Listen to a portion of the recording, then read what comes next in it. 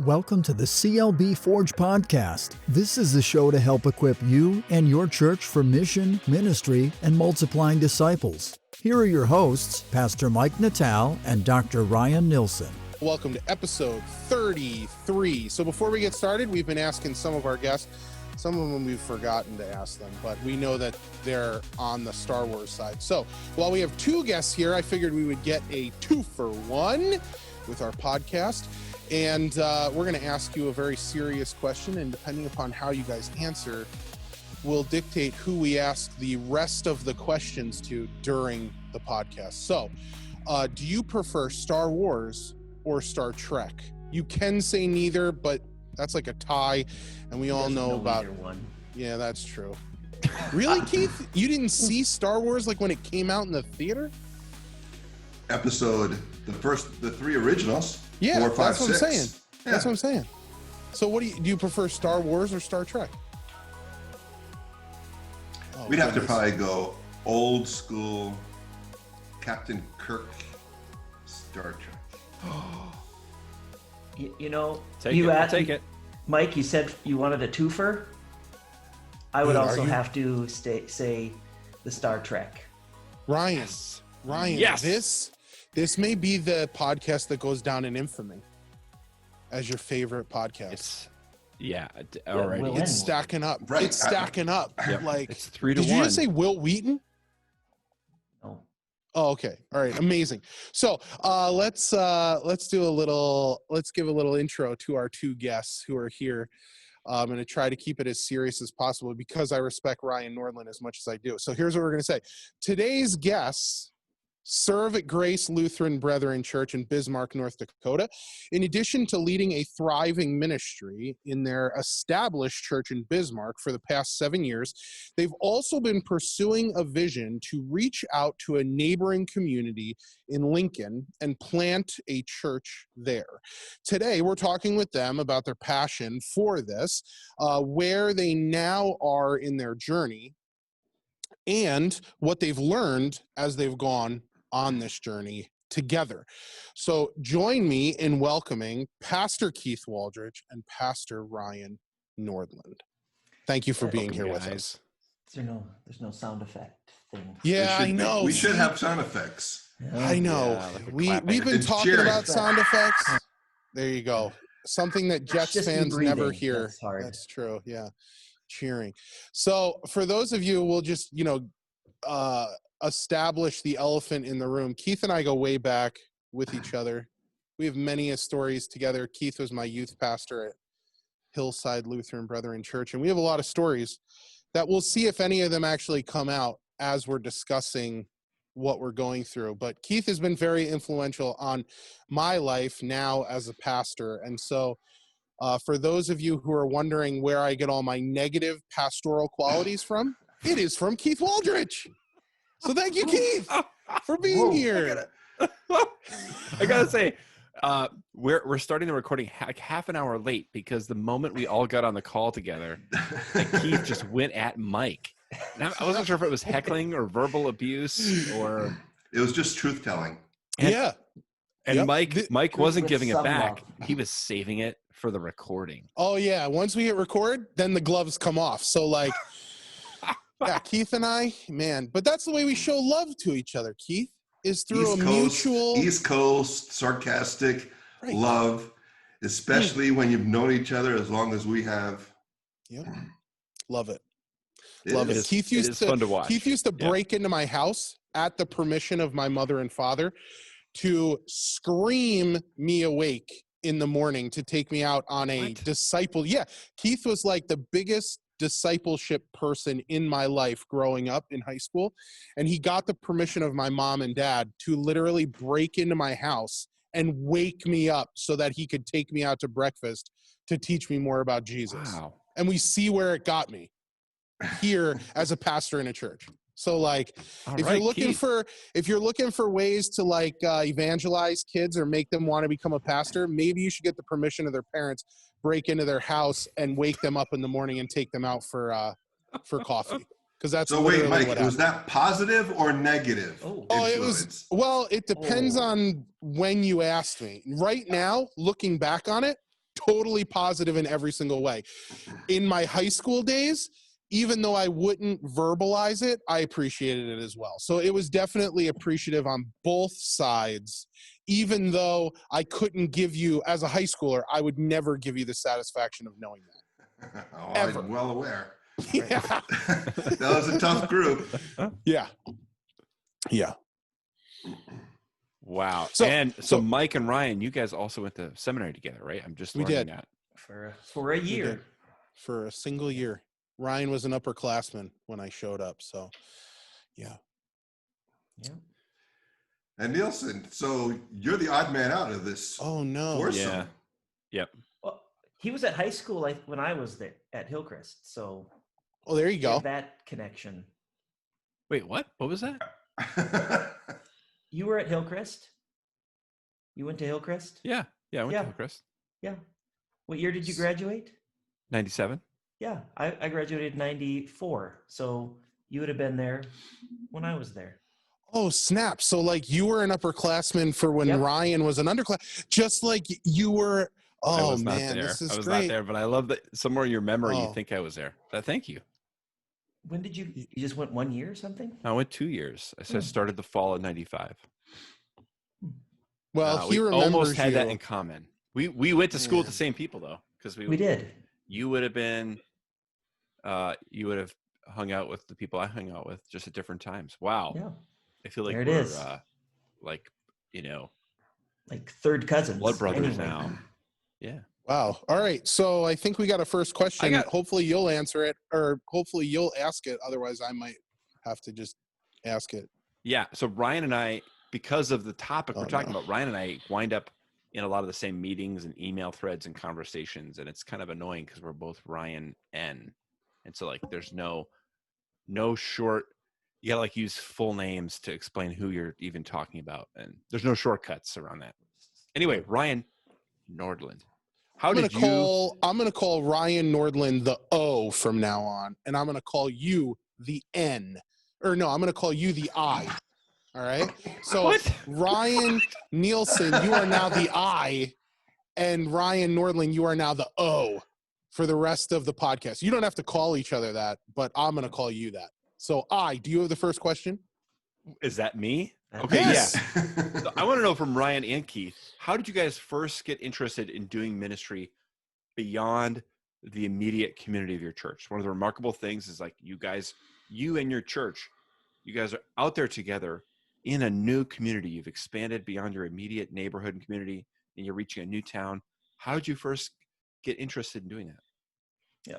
Well, that happened even kind of right as Pastor Keith was coming on to staff at Grace. In my first few years here, in my call letter and in my meetings, everyone was saying, and of course, maybe you get this at every church, we want a change. We need a change. And in my first year or so of being here, tried to find out what that meant.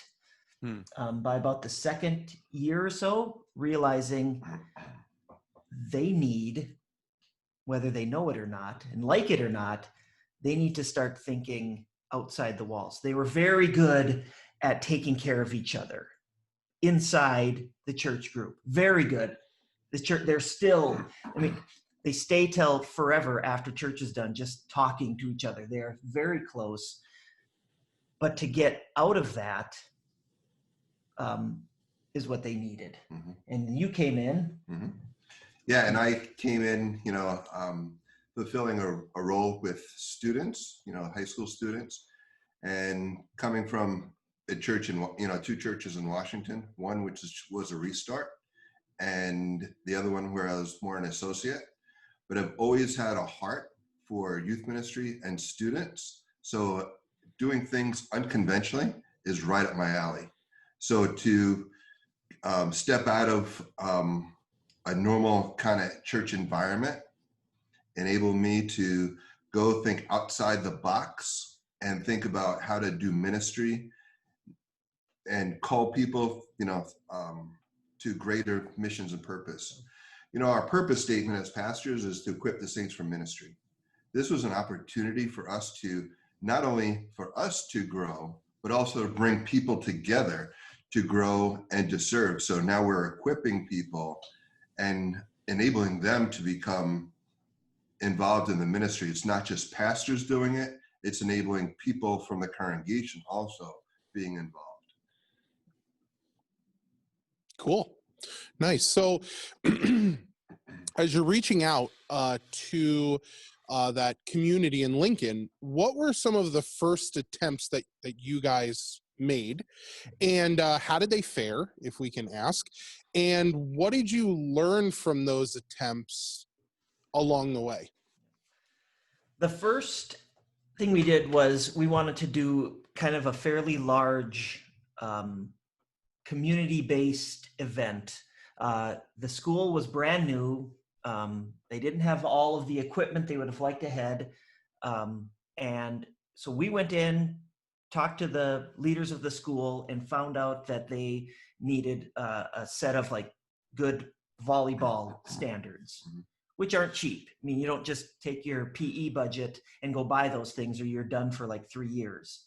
So we thought as a church, why don't we combine an outreach event along with a fundraising event? And so we got inflatables, we had hot dogs and hamburgers, chips, we fed them. We had other games. We had a bingo kind of a game going on. And when we started, we had no idea what to expect. Not a clue. Prior to that, I think we pretty much got a flyer into every door in Lincoln. Through canvassing. Yep. We had boots on the ground and we were all over the place announcing this. And at that event, before we opened the doors, the parking lot was half full. And we were like, is this really happening? By the time all said and done, I think we had between 400 and 450 people from Lincoln show up at this event. We were floored. We had to run to Sam's Club to get more food because we had no way to know this. We had to. That was a me had to.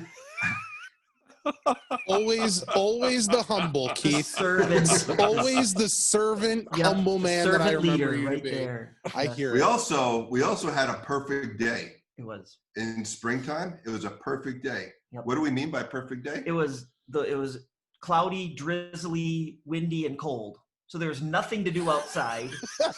We had the whole gym set up with inflatables. Okay. So there was nothing else to do. Right. And so everybody just came. Yeah. There's nothing in this community to do. It's literally a bedroom community. There's no like main street. Now there's a plaza of like 3 or 4 stores, but apart from that, there was nothing. So for the community, this was the activity. This was the event of the weekend. Yep. Wow. Yep. So we did this. Then time went by, and we did another couple summer events just to keep the name going out. Mm-hmm. I think we've put things in every door in Lincoln 3 or 4 times until our name got pretty well known. Mm-hmm. And then we thought, okay, there is enough people who know about us. So let's start talking about how to get some sort of a worship service. And we thought, well, this is a very hunting, fishing, camping kind of a group. How is this going to work? So why don't we do about the worst time possible, and let's have our first worship service during opening hunting season. Let's do that. Mm-hmm. That was excellent. And where did we do it? We did it in Lincoln at their park. They have a little community building, tiny. Cinder block walls, no window, like a little window, and kind of set back. So you couldn't even see, like you had to park on the street, but it didn't seem like there was anything going on. Yeah. So, and maybe. But there was no other place. So, but maybe it seated, 75 people total? Oh, probably. Right? If we packed it out? Yeah. So we started with those ran for about 2 months, and we would average between 2 and 0 people. I think, no, we had an influx once. People across the street would come to our church on occasion, so they just said, oh, we'll show up. Yeah. Maybe twice. Yeah. And some people who are part of our church who was doing something Sunday morning Yeah. came to our church, and that was it. Yeah. We did them Saturday evenings. At 5:00. And by the time we got to about November, middle of November, we were It was dark done. and it was cold, Yep. and we saw basically no fruit. None. Mm. So that was exciting. That was a good time for us. Yep. We were. But it made you go back and Yep. rethink. So you start thinking, so what are our gifts? Yep. What does the community need? And that's when we realized, oh, remember, Ryan, you used to be like a gym teacher. So you did a lot of activities with kids. So why don't we just start doing stuff for kids, because there's no big community Yep. and things for them to do apart from what we could, probably provide. So we just thought as a good way to get things started. So we started, or Ryan started, Yep. and we had 15 people? I think we had 25 kids our first week. So Nice. we ended our worship services, lightly speaking, in mid-November. And by the last week of January, we had started Kids Club. This had been through going to the main school. Yeah, we went to buildings and grounds people. Find out how we can use the building. We met with the principal, who I actually knew from college. We actually assistant coached basketball together. So we knew each other. So that was kind of fun. Wow. Yep. Yeah. Ryan didn't recognize this I person. didn't at first. Well, She's didn't at looking first like either. we're right, but she's kind of looking at him. We're sitting around this table, and he's kind of looking at him. I'm like, okay, that's I kind of know weird. you. And then we met at the office, at our office at the school. And was it you who No, brought the picture? she figured it out. And then I brought a picture. My wife, who's very organized, kept the team picture. So I brought that in. So that was kind of fun. Yep. So that gave you an instant in. And from that point on, all the administration, everything has always been willing, working, doing backflips to help you out. Yep. To the point of every new school year that started, we would go in, we'd have a big stack of postcard size invitations, and we just go to the school and say, hey, we want to hand out some invitations. Where's a good place to do this? Thinking, well, you better go to the sidewalks at the end of the, end of the row. And they said, well, you could just— school grounds is usually what the plan is. How about you just stand right outside the front door and hand these out? Wow. And so there we were, literally, as the kids are walking out, we're handing out invitation cards. And so, by the end of that first year, I suppose we had about 30 to 35 kids coming. And then by the second, you get the summer happening. And then by the time you start the next year, you usually expect a drop. Every single year, we had an increase of kids coming on our first day from the last year. But we also added staff. We brought in some people from the local college, University of Mary, and one of the helpers there is very service-minded, and she recognized that there's a need. These kids are constantly hungry, so she thought, why don't we just make things that are easy, like maybe just kind of noodles, chicken nuggets and applesauce. So that started this process of always bringing food, and kids are now piling on. They're coming for food. So you're feeding their physical needs and then providing them spiritual, and also giving them an outlet to get rid of their energy. So now the kids are happy, parents are excited, and more and more people and kids are interested in what's going on. And also to help kind of things going. So all summer long, they don't just forget. Each summer for the last 4 or 5 years, we've been doing a sports camp where we would bring people from our church. We would go down to Lincoln. We'd set up volleyball nets. We use their basketball courts. We'd bring footballs and soccer balls, and we'd run a sports camp. We'd do 2 one-week sports camps in the evening. Yeah. And we'd get 50 to 80 kids come to each camp. Each one. So Duplicate sometimes, but most of the time it's not. Yeah. There are other kids that are coming out. So again, so you're getting them at a bunch of different levels and always keeping yourself out there. Yeah. So you saw a need and you helped with that need while allowing, Christ's light to basically shine through you into that. And it all worked out because you identified the need and worked through it. That's tremendous. I don't remember how many years ago it was, but I remember that video that you guys sent out about all the kids and everything like that. And I was so encouraged by it. How long ago was that? Was that 5 years ago? 5 or 6. Yeah, when 5 or Troy 6 came out. And Yep. That was the first and I was so thing encouraged to kind of see where that was going to go. And now to kind of hear how it's been, methodically kind of marching, and you've seen the growth in it. And it all started because, I love the portion about worship where you're like, we did the worship service, it didn't work. And so instead of just giving up, you allowed yourself to detract away from it and say, okay, this isn't working, but maybe there's another way that we can do it. And then sure enough, the door opened up and there you are. Now you've kind of been going through that ever since, which is, that's tremendous to see that. So great job. Really and God good. has been doing amazing things. He's brought wonderful people from our church. Over the years, we've had 20 to 25 of our adults and youth from our church come down to help with the setup, serving food, helping with the games, keeping crowd control.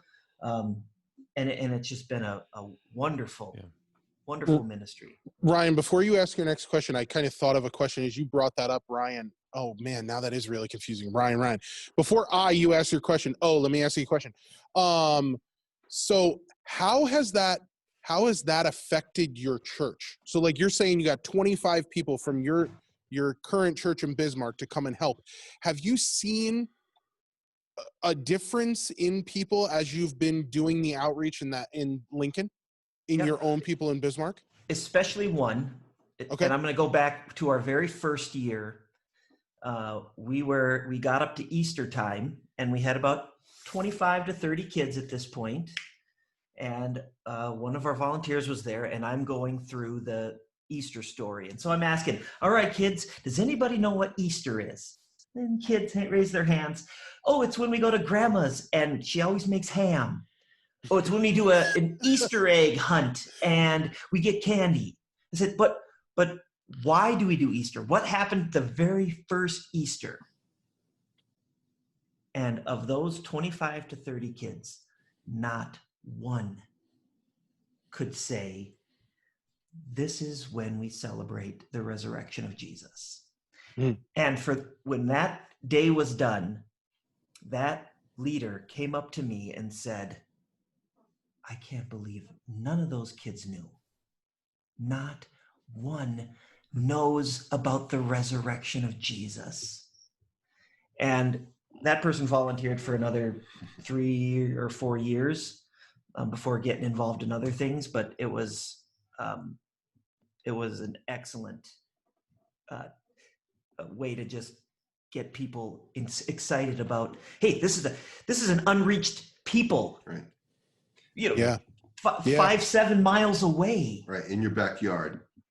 There are people who don't know the foundational truths of the Bible and of faith that live right here in your community.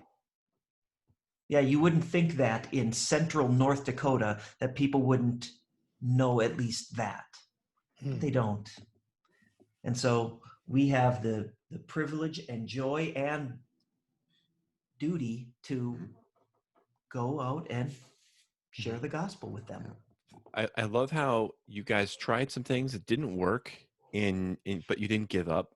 You kind of, like Keith said, there's time to reflect on, well, what are our strengths and skills? And you paused and thought some more about tried other things, but what the community might need and the gifts that you could bring to bear there. I love that. And I think there's a lot we can learn when things don't go well.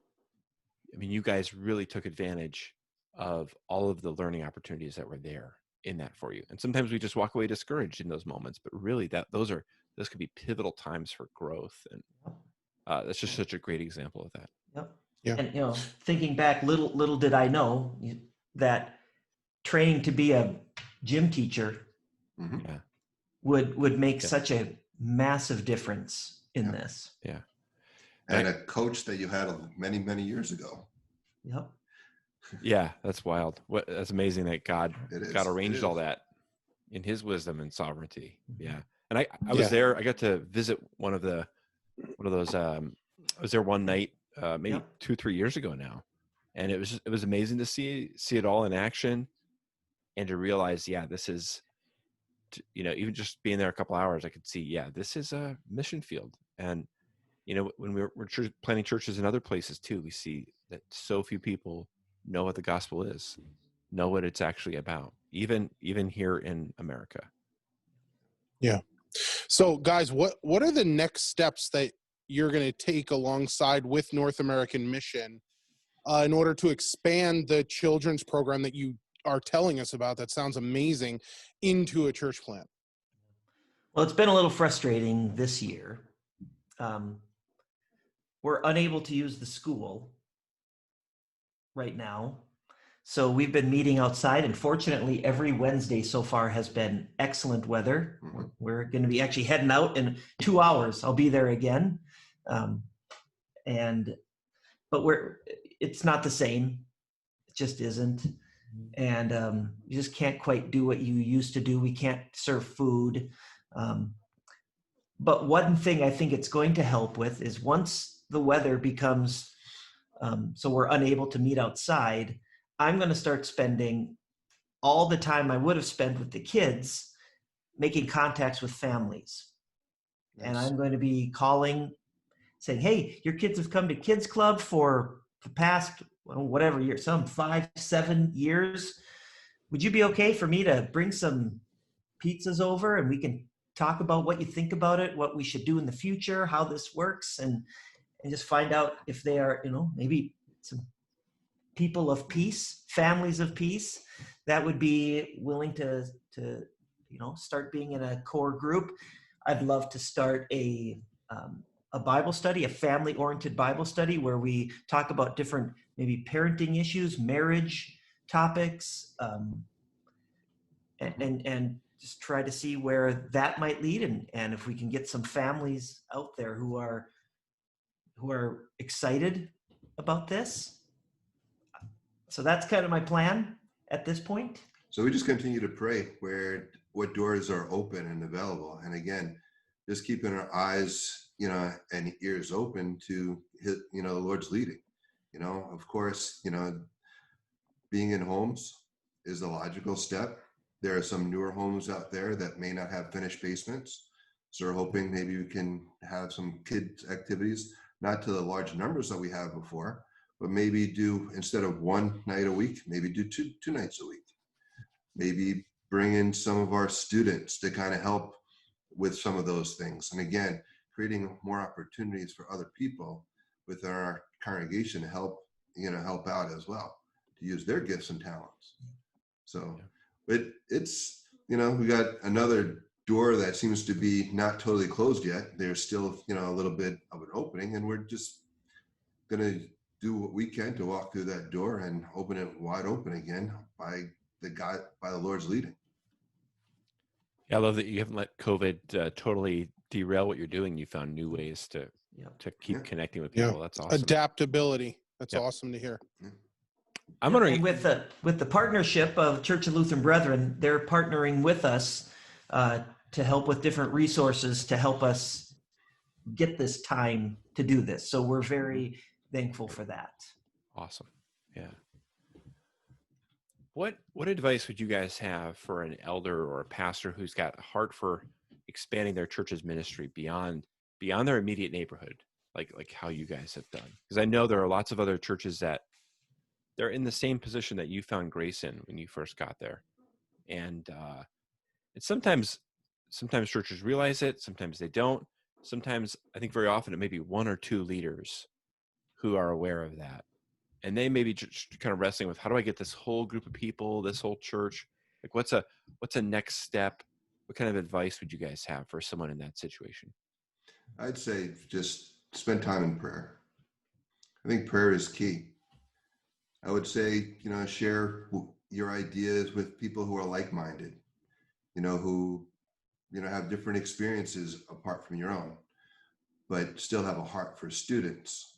So also bring people on board who may be a little bit contradictory to yours, but also want the same outcomes. So you can kind of build different ideas and thoughts off of theirs.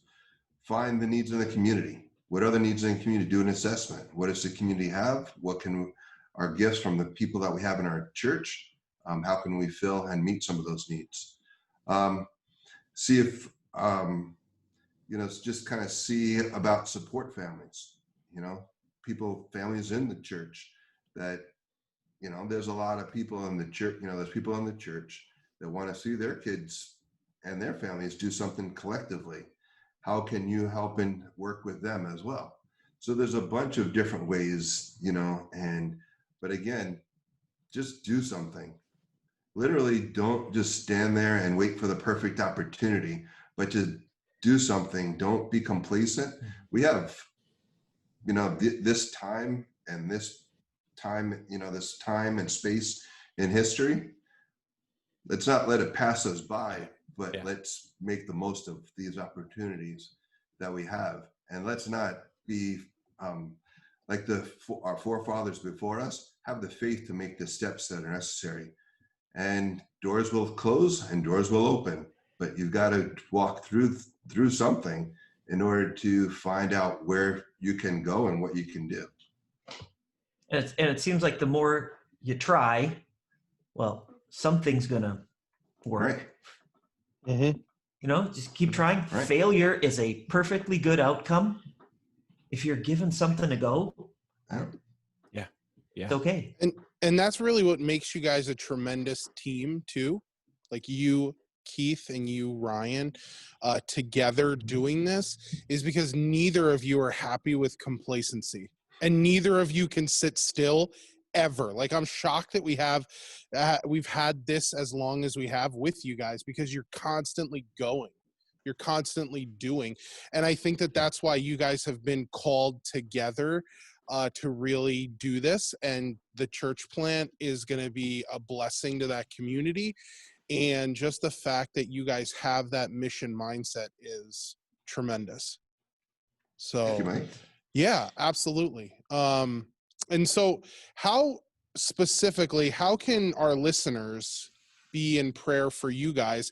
And also, like, how can we get more information about what you're doing? Or even how can we support you if there's people who are listening in terms of that?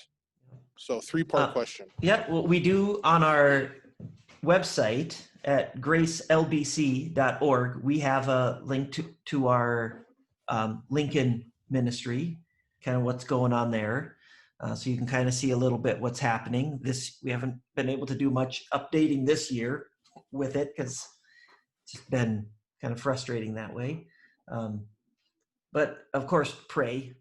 Mm-hmm. Pray that God just opens doors and has families in mind right now that he wants to use for getting this ministry really going.